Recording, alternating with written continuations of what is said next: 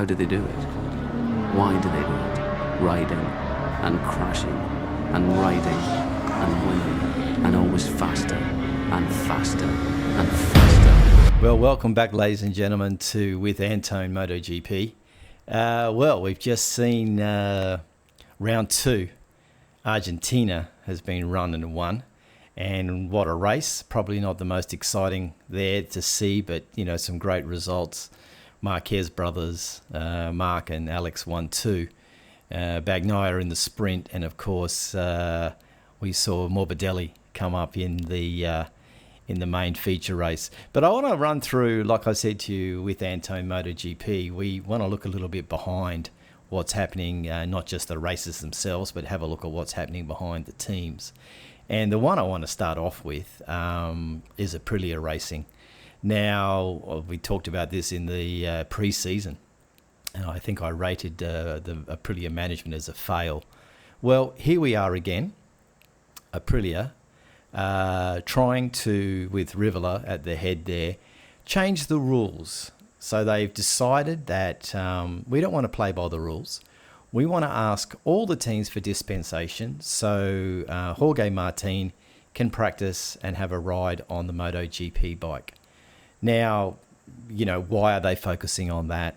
Also, while we're talking about bad management decisions, why are they allowed comms to come straight out of their pit box?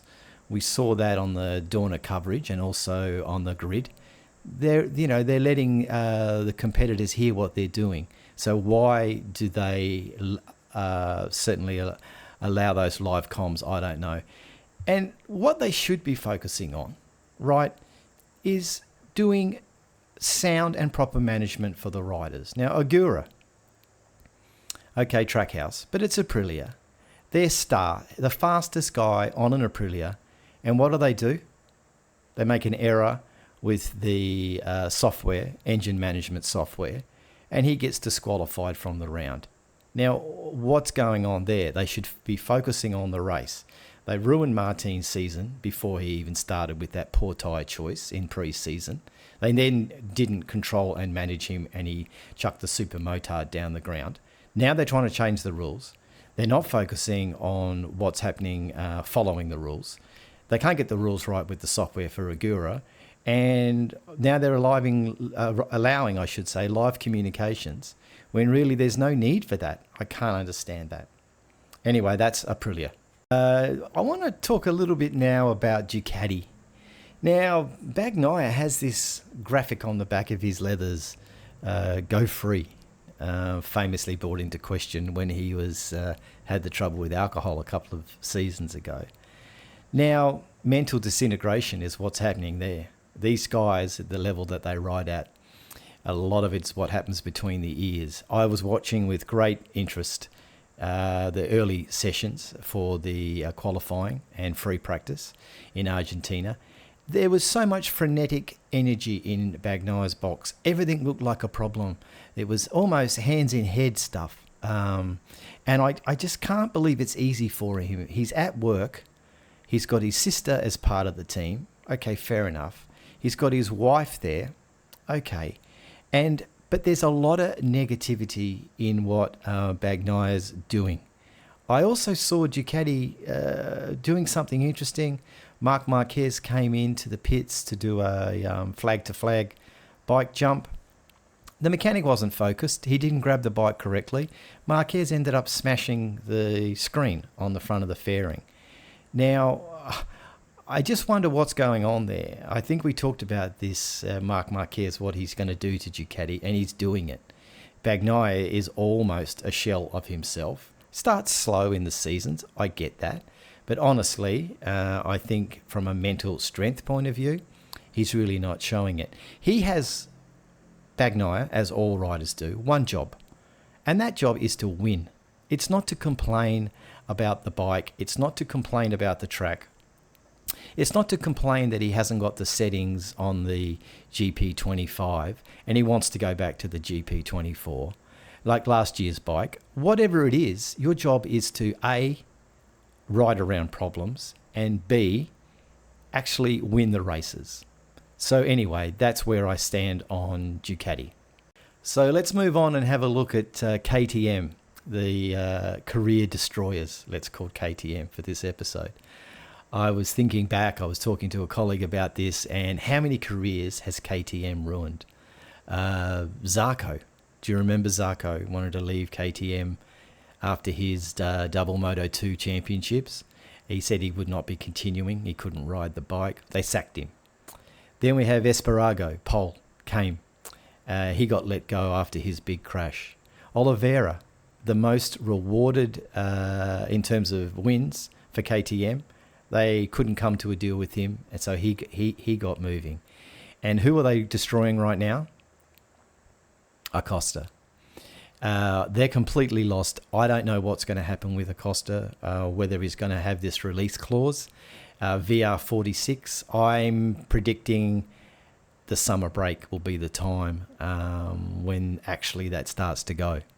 And at what cost is them keeping Vinales? Really, the beast on 23. But Vinales is a disaster. It's a train wreck, and it's coming. It's coming down the tracks. And it's certainly one that KTM, they're lost. They don't know what they're doing. They've got a generational talent in Acosta, and they're ruining it. They're ruining it. And who have they backed through all of these seasons? They've backed Brad Binder, I should say.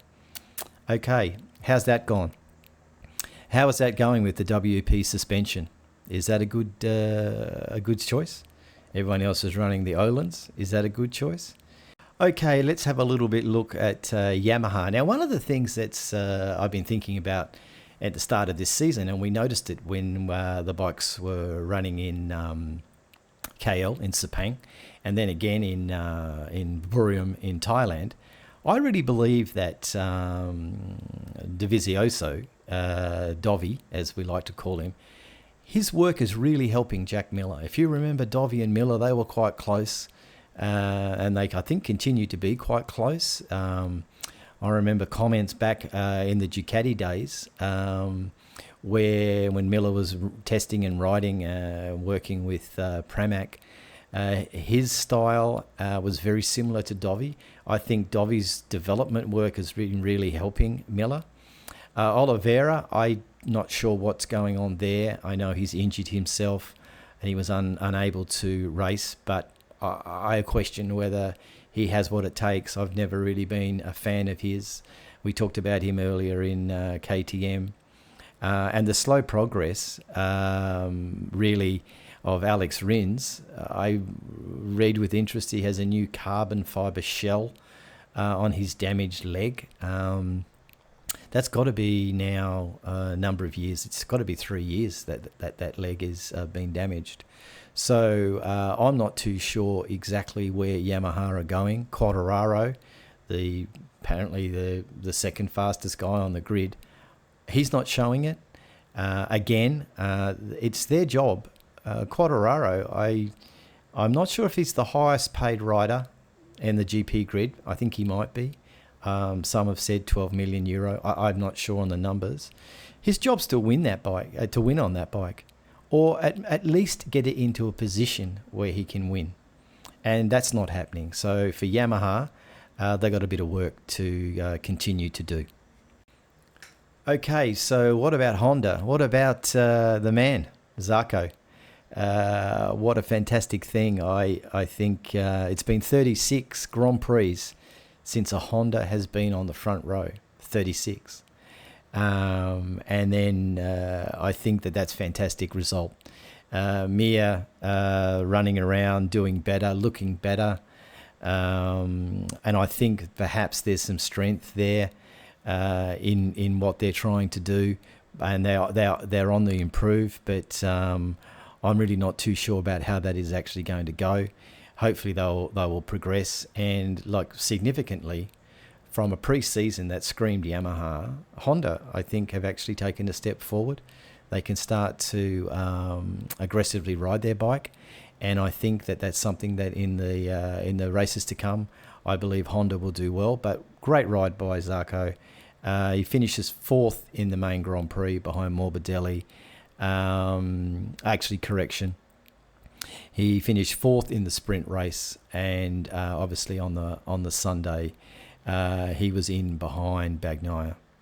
So yeah, great result for Honda, great result for HRC, and perhaps now they're developing a bike that can be ridden by all of the riders, not just the famous 93 that used to run on the Honda Marc Márquez. And I also wanted to add for Honda Luca Marini, slow burn perhaps, but he's definitely on the improve as well. So how are we going with this season? I posed the question last week in my Argentinian preview. Marc Márquez, how many in a row? 10 in a row. I don't know how many, but it's 4 races on the bounce so far, 2 GPs and 2 sprints. But what about young Alex Marquez? Maybe not so young. Is he replicating what he did, particularly in the Moto2 class? He joined Moto2 in 15. A few races, not a full season. Continued to ride in 16, 17 and 18. In 2019, he was the champion. So that took him, 4 or 5 years to get to championship status. So he joined MotoGP in 2020. And surprise, surprise, 4 or 5 years now, he's running at the front. So is that the tell? Is this the model that he's going to be working to? And a question for you. The 2 brothers, Marc Márquez and Alex Marquez, 2 brothers racing together. Very interesting to see how that goes. Going to be very interesting to see with the return of Jorge Martin when he eventually gets on the bike. Look, Jorge, turn up at a GP.